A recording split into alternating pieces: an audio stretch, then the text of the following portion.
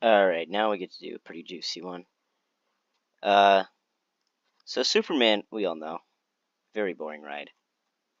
It's rides like this is what gives B&M the boring and mundane name, even though they're my favorite manufacturer.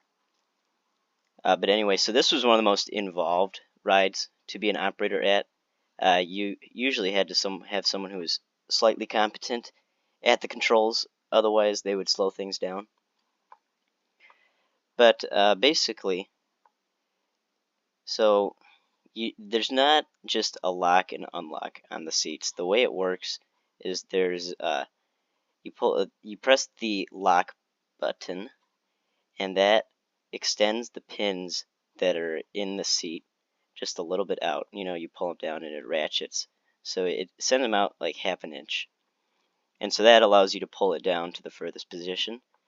And then the people come by and check it, and after they check that row, you latch it. And what latching does is it extends those pins even further out so that it can't move. So you can't pull the restraint any further down once it's latched. And the way that works is to lock it, you select all rows, lock them, and then to latch them as they go by, you select the row you want to do, and then you hit latch. So you push and hold row 1, it'll turn solid, then you hit latch, and then it'll latch, and then you push and hold row 2, it'll turn solid, and then you press latch, and it'll latch, and you do that for all 8. And so technically you could just wait until they're completely done, hit all rows, and then latch. The reason that we try not to do that, or that they tried not to do that, was that it would usually slow things down because, especially with how old that ride is, a lot of times there would be certain seats that it was not properly latched, and you had to go by again and pull up on it so the pins could extend all the way out. And so locking them immediately after someone checks the row, you would know right away, hey, go back and pull up on that restraint so it'll latch. Whereas if you waited to the end, then you would have to call out all 5 seats on the train. And I remember, so I went to Magic Mountain and rode Tatsu, and they did it that way, where they locked all of them and latched, and then they'd say 24, 61, 82, like list out 5, and then they'd have to go look for all these seats and do it. So I thought our method was a little bit more efficient. And so, yeah, on this screen here, I don't know if I have a picture of the restraints screen. Oh, here it is. So it would tell you when they're all locked. This is what it would look like if a seat wasn't latched properly, and the light according to the row would also flash, so you would know, just like Raging Bull. So there are 2 different things telling you that this seat was open. Usually it wasn't a big person, because if it was a bigger person, they wouldn't be able to latch. They wouldn't be able to get the pins to latch at all. But yeah. And speaking of big people, row 7 is the weakest row for whatever reason, and row 1 is a weak row. So if you've got 4 theme park review forum members sitting in the front row, that won't work. So usually what we'd have to do is split them up. So we'd send them into another row, or we'd send 2 people back into the seat, because what would happen is once you raised the chassis into position, it would not go all the way. You could hear it. Like it would be trying and trying and trying and then stop. And then you'd have to push and hold this button, chassis down. It would go back down, the floor would go back up, and then you would have to get some weight off those rows so the poor thing can latch. This is the main screen, kind of like X-Flight. You could log in, log out. If you logged out, the ride would go down, and maintenance would have to come out and type in the password. And then they'd ask you why on earth you would press that button. And just like X-Flight, this one has the daily tests. I don't know if I have a picture of that screen. But before we get too far, let's just take a look at the panel. Flap unlock, so you could unlock foot flaps. This ride was notorious for getting people fired, because what would happen is the control system can tell when a foot flap is closed or not, and sometimes when you pull down the restraint, if it wasn't open all the way, then the foot flaps wouldn't close. And so you would have to make sure you were looking down, and you would use your foot to push down on this lever, and that would close the foot flaps. But what would happen sometimes is people would keep their feet forward and they pull down the restraint. And so if you didn't look at their feet and realize that their feet were not secured by the foot flaps, then when the train chassised up, their feet would be hanging down. And if you didn't stop the train in time before it started moving, then you'd have a nice talking to. That's for sure. And if you do it twice, then you get to enjoy your ride home because you're fired.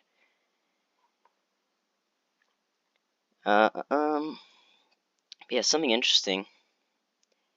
So this control system, I think, is exactly the same. They copy and pasted it from Air. Only difference is ours doesn't have the dual station. And I think when Air was being built, they wanted to put seatbelts on it, but they didn't. They realized they weren't necessary. So there's a seatbelt flag, but they're just always activated. The seatbelt is always buckled according to the computer. And then these armrest things, I had read somewhere that there were sensors in the armrest to be able to tell how far down the seat was, something like that.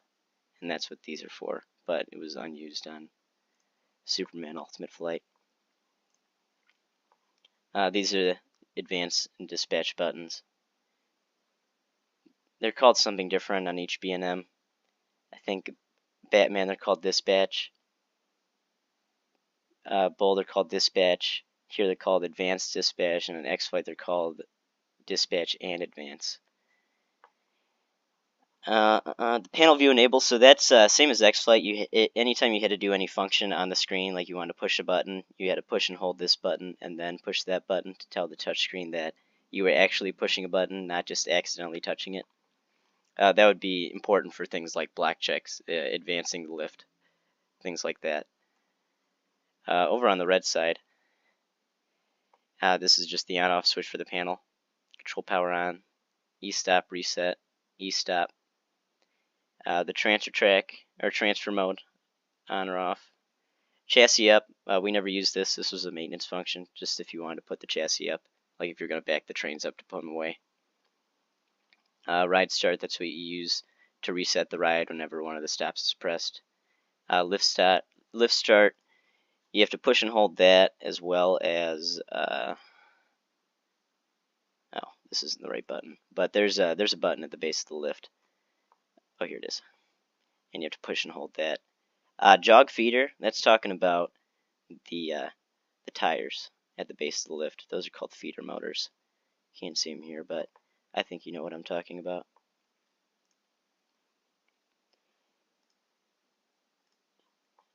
Maintenance mode, that would allow you to dispatch the train without the enable button being pressed by another operator. Chassis down, usually used if for some reason after you had started chassising up, or you had chassised up all the way and it locked, and then you realized the last second something was wrong and you wanted to bring it back down, you would use that. You would also use that if, when you were bringing it into the station, if someone let go of the button before the train had completely chassis down, you use that to bump it down those extra few inches. Operation mode, auto manual. I've talked about that. Acknowledge. You acknowledge errors, acknowledge messages on here. Tell the computer that you understand what you're saying. This was added by Six Flags' maintenance team.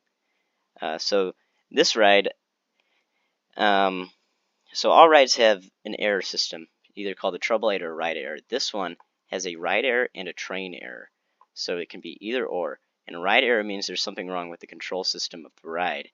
The train error means that there's something wrong with something on the train. So like, let's say there's a ton of moving parts on those trains. There's pins that have to slide out to lock it into place when it chassis up, all sorts of stuff. And so if there's something wrong with something on the train, it'll be a train error.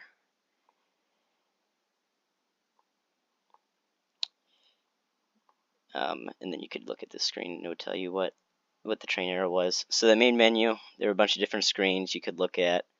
It would tell you the running times, like the brake, air pressure, how fast the trains are going. This is the screen that you would usually see as the operator, kind of similar to X-Flight.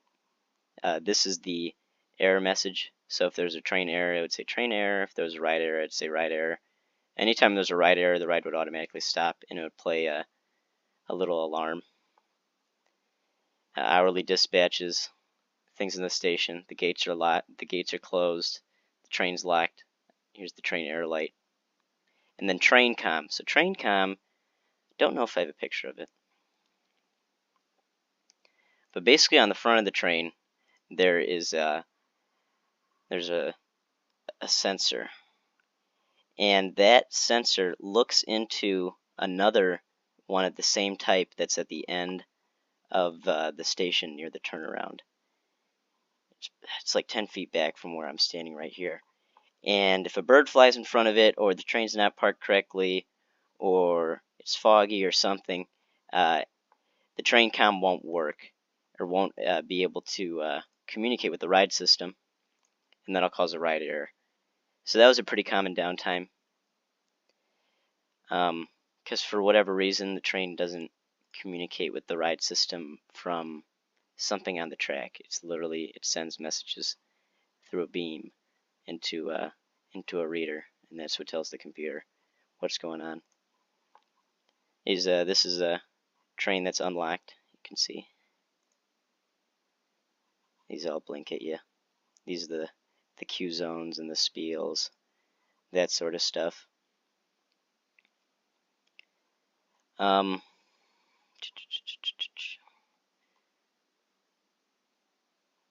This is the enable panel. I didn't like this. It was very compact. I always felt like I was going to press the E step. It's like, we've got a little bit more room down here. Why don't we put a 4 button one of these and have a little gap? You know? I think that would be smart. Oh, and here's a little warning. It was always about the foot flaps there. Gotta watch out for those foot flaps. Something cool was, so when the train would come in and the seats would lower, the floor starts coming up, and as soon as the floor starts coming up, that's when you can open the air gates. So you can open the air gates while the floor is still coming up.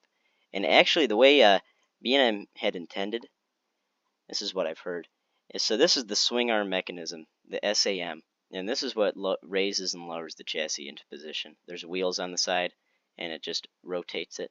And then once it's in the up position, pins come out of the train and lock itself into place. But the way B&M wanted it was when it was pulling in, this would also move. So your seats would be chassising down as you were moving.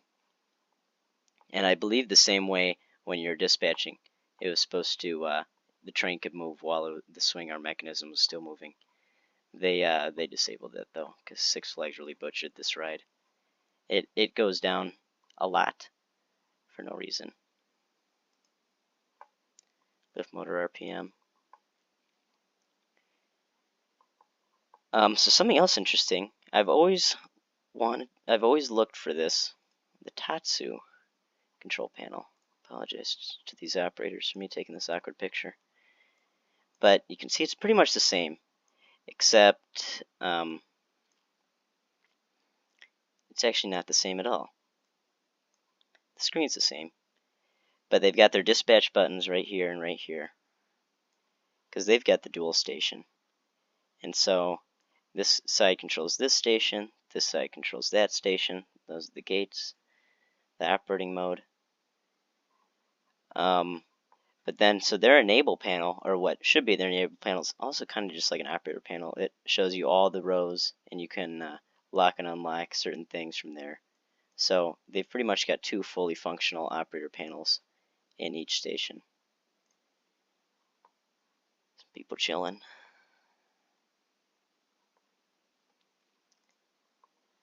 The view from the top. Carnival ride front and center. Oh, another carnival ride right there.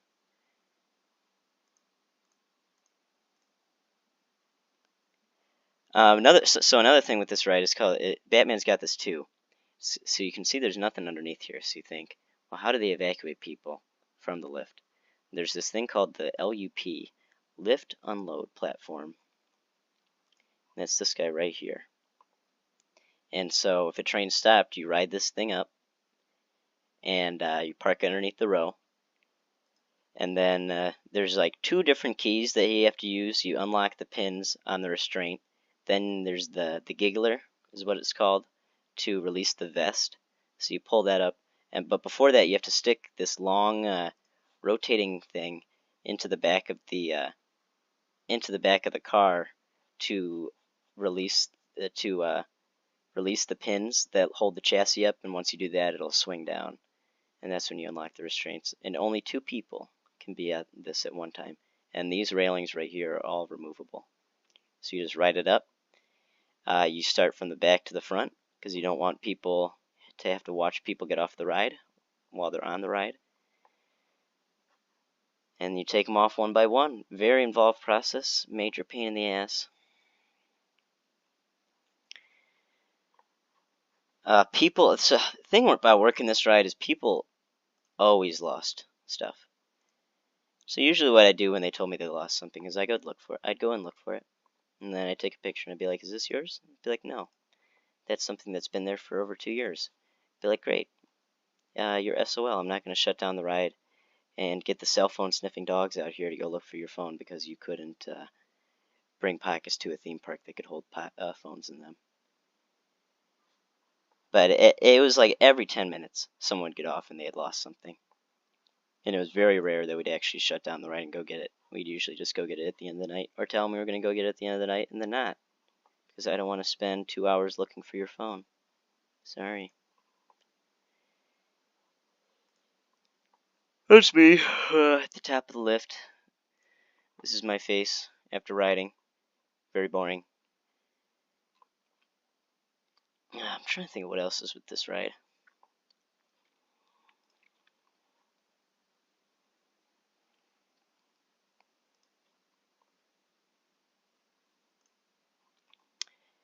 So the dispatch interval on this ride was, this is another Six Flags thing. You know, one of those things that they do for no reason. So when the ride opened, the dispatch interval was once the previous train had cleared the lift. And the way that would work is you could send another train out and the lift would just slow down and wait for the other train in front of it to clear the first brake, which is the service brake, which is this one right here. And if it got to the top and the train still wasn't clear of that, it would just stop. And it had self-clearing blocks. So once this train had gotten through this brake, the lift would start up again on its own and it would go through the course. But these days, because they don't want to run the risk, because it goes down so much, they don't want to run the risk of having to evacuate 2 trains from out on the ride course at the same time. You have to wait until that second train has cleared this brake right here. But I mean, with the way those operators move, they would never hit that interval today anyway.